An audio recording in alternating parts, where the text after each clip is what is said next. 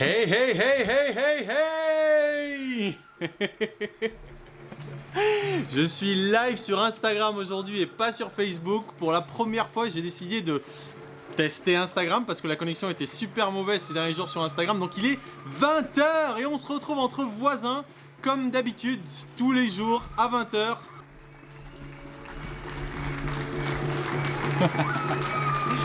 Alors là sur Instagram vous voyez avec mon téléphone la connexion comme d'habitude, comme ce que je faisais ces derniers jours principalement sur Facebook et YouTube.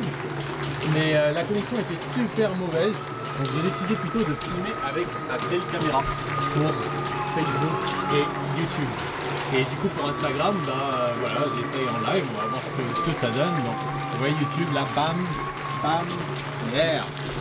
Donc ça, vous voyez mes voisins, yeah, vive les voisins. Merci d'être au rendez-vous les voisins, merci de nous donner du courage. Merci évidemment au personnel hospitalier, merci aux éboueurs, merci aux gens des supermarchés, merci aux livreurs, merci à ma maman, merci au monde entier, yeah. Regardez-moi ces enfants là-bas en haut, ils sont tellement contents, ça c'est de l'enthousiasme. Merci les voisins. Merci les supporters du PSG. Je sais pas si vous les entendez. Ouais, on les entend. Et ouais, on se croirait en soirée de Coupe du Monde, non? Merci les voisins, à demain, bonne année, on sait jamais. Allez, à nous maintenant. Alors aujourd'hui, je vous ai choisi un sujet. Voyons voir, on va remettre ça. Pam. Donc là, un petit dispositif, je pense qu'il marche, hein. J'ai ma caméra d'un côté et mon téléphone de l'autre. Donc la caméra, forcément, il y a une super bonne qualité d'image, de son. Puis le téléphone, c'est le téléphone, quoi. Vous connaissez le téléphone. Ah merde, faut que je réussisse à recaler mon truc en revanche. Hop. Ouais. Voilà. Ouais. C'est ça les risques quand on innove, c'est que parfois on peut se rater un peu, mais là, ça va. Yes! Bon, mes copains d'Instagram, c'est la première fois du coup que vous me voyez en live comme ça. Mais je fais ça depuis le J1, en fait. Depuis le J1, je fais un live tous les jours que j'ai dénommé « Pas confiné ». On est confiné, certes, mais pas de raison d'être con, hein? On a tout le temps là pour réfléchir, pour agir dans la limite de ce que nous autorise notre mouvement réduit, mais on doit préparer l'avenir. On doit absolument préparer l'avenir pour que lorsqu'on sorte d'ici, on soit le plus fort possible. Que ce soit physiquement, émotionnellement et mentalement, bien évidemment. Salut Mia, coucou sur Instagram. C'est génial parce que là je vois les commentaires, c'est super. Alors, aujourd'hui, ce dont je vais vous parler, c'est d'un sujet super important, celui de la tolérance. Et je vous ai préparé pour le coup un petit truc ici que j'ai gravé avec du bois. Donc c'est du bois, c'est un rondin de bois sur lequel j'ai gravé ce que vous pouvez lire là, Khanty. Je sais pas si en image c'est pas réversé.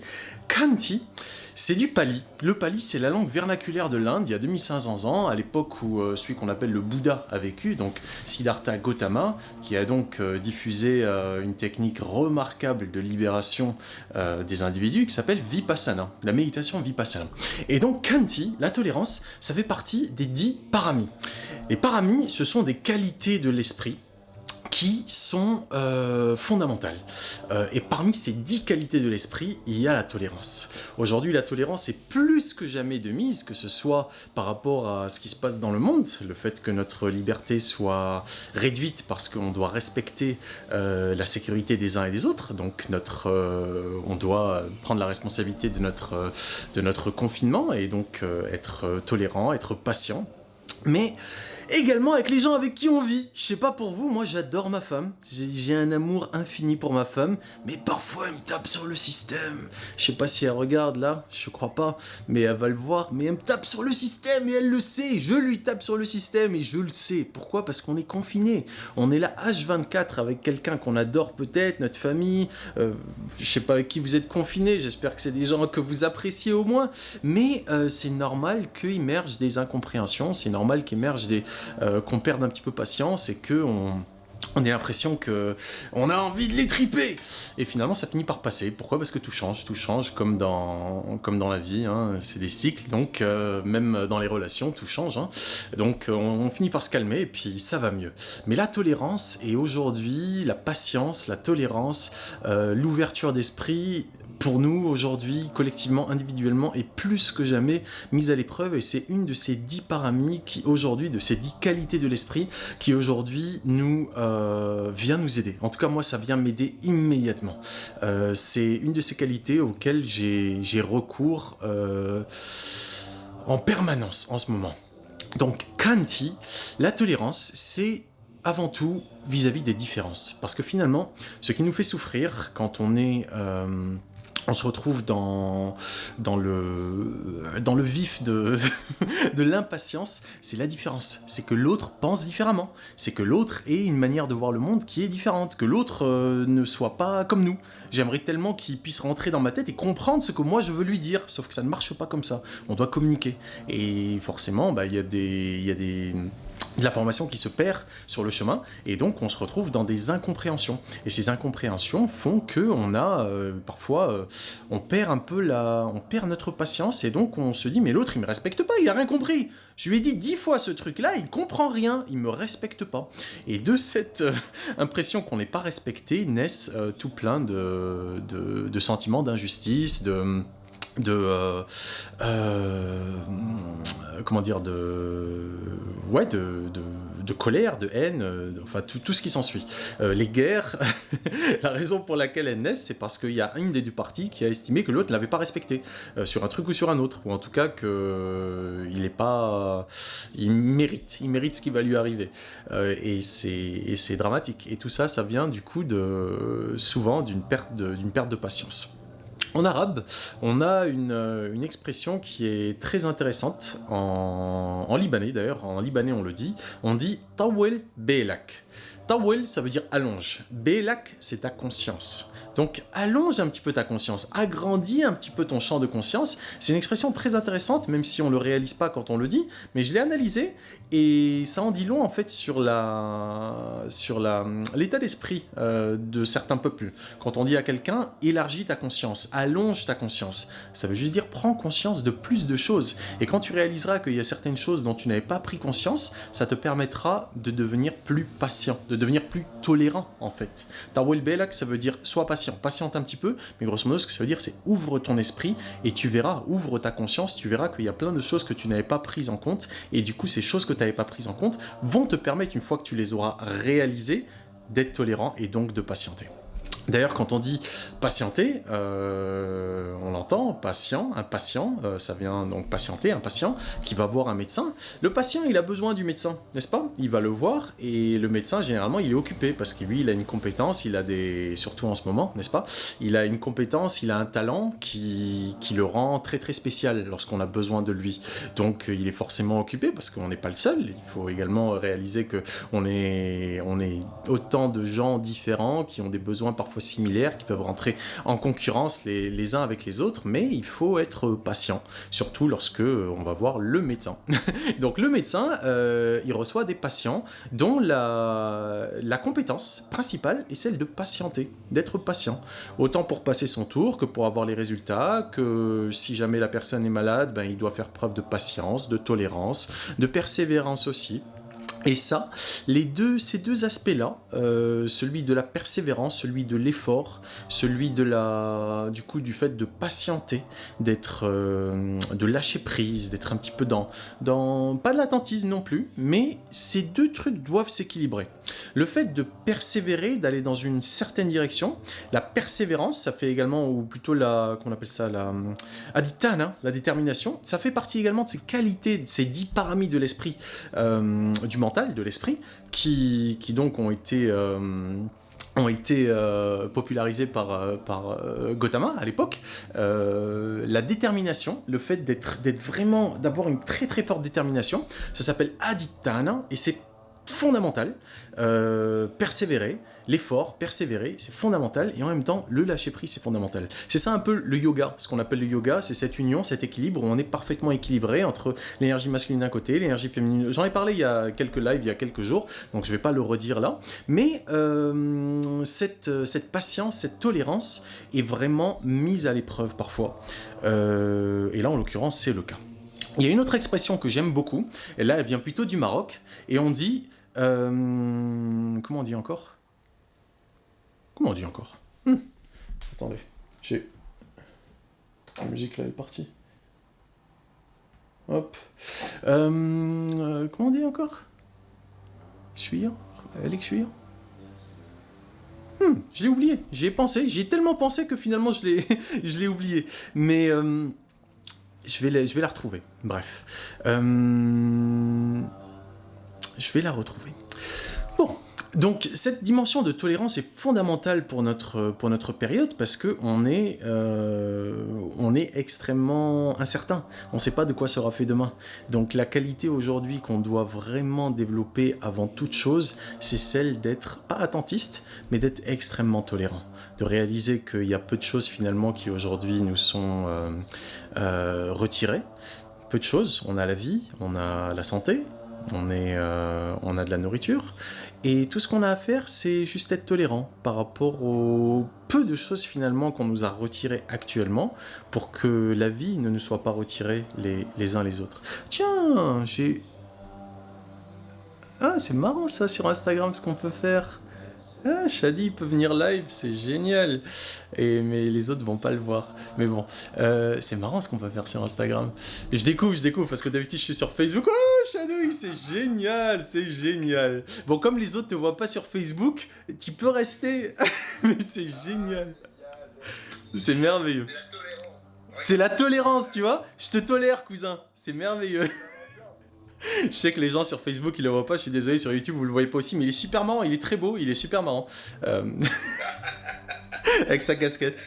Et donc cette tolérance, mon cher cousin, aujourd'hui elle est fondamentale.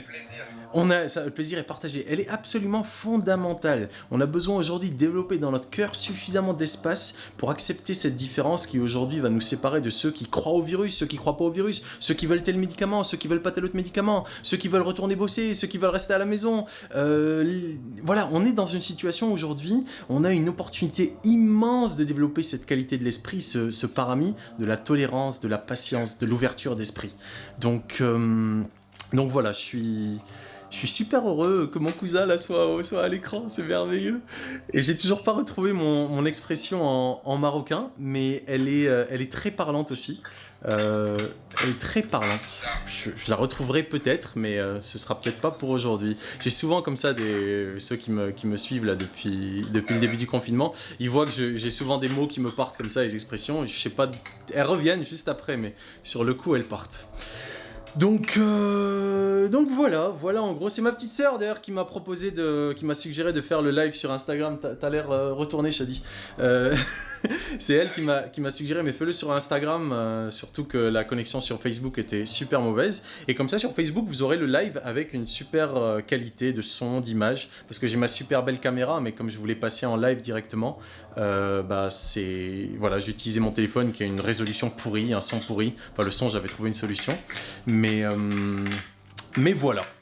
Voilà, je pense que j'ai dit ce que j'avais à dire aujourd'hui. Si vous avez des trucs à me raconter, là c'est le moment. Shadi, t'as des trucs à nous raconter? Écoute, moi je pense effectivement, j'ai plein de bouquins autour de moi. Ouais.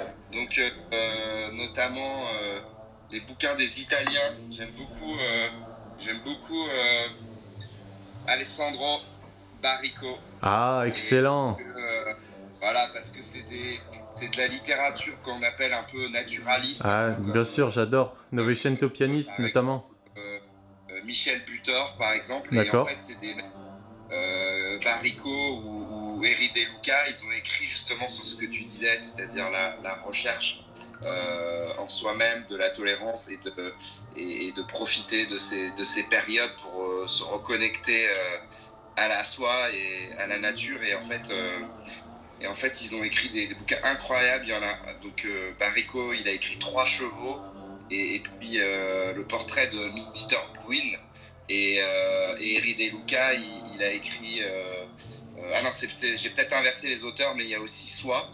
Et c'est vraiment, voilà, c'est des romans initiatiques qui sont merveilleux pour l'âme. Et je pense que voilà, il faut profiter de cette période pour se plonger dedans.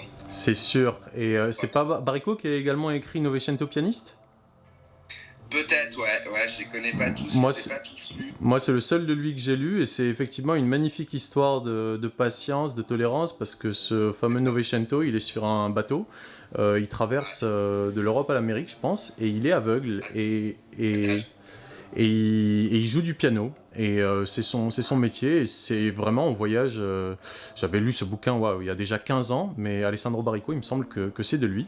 Et c'est vrai qu'on a besoin aujourd'hui de rêver, de s'évader d'une manière ou d'une autre, ou d'aller tout simplement se reconnecter à une partie de nous qu'on n'a pas l'occasion généralement en temps normal de contacter, parce qu'on est pris dans le flot des activités, du travail, de toutes les choses qui nous distraient, des relations sociales. Donc là, en ce moment, c'est une super opportunité. Moi, aujourd'hui, j'ai fait plus de yoga en une journée, de yoga, méditation, tout ça, que pendant pas les 2 mois qui viennent de passer, parce que j'ai beaucoup bossé, mais j'ai énormément travaillé mon yoga là, depuis le début. Yoga, c'est l'union, c'est la connexion. J'ai plus de batterie sur l'autre truc là. J'ai retrouvé mon expression en marocain, donc je vais la dire rapidement. Attends, et je l'ai reperdu. Je suis Alec. Attends, je vais te dire justement, ce qui est hyper important, tu vas la retrouver pendant que je parle, Ouais. c'est que tout ce qu'on va prendre là, ça va être un moment génial quand on sortira du confinement pour le repasser aux autres. Et donc il faut vraiment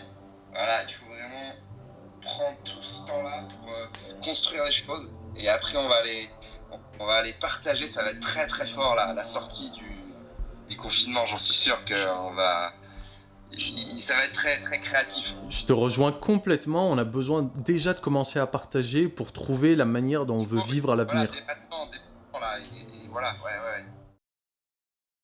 Ça sera pour demain. Ouais, peut-être. C'est une excellente expression en marocain qui vraiment exprime bien cette dimension de se dire je suis Alik, attends. Ouais, je suis sera peut-être pour demain. En tout cas, Shadi, c'est génial que tu aies rejoint ce live. Ouais, j'avais envie, je suis tes lives, je les suis. Ah, bah c'est gentil, mec, ça me fait plaisir. Pas tous, mais Oui, bah. Voilà, je suis ce que tu fais. Merci. Alors, Jenny, elle me dit, il faut du temps et de l'ennui pour savoir où sont nos désirs. Oui, pour savoir où sont peut-être nos aspirations, parce que nos désirs, ils sont stimulés en permanence par l'environnement dans lequel on est, et on n'a souvent pas le temps de savoir si c'est un désir qui est fondamental, ou si c'est juste une compulsion de plus qu'on a hérité de notre conditionnement qui est complètement involontaire et inconscient.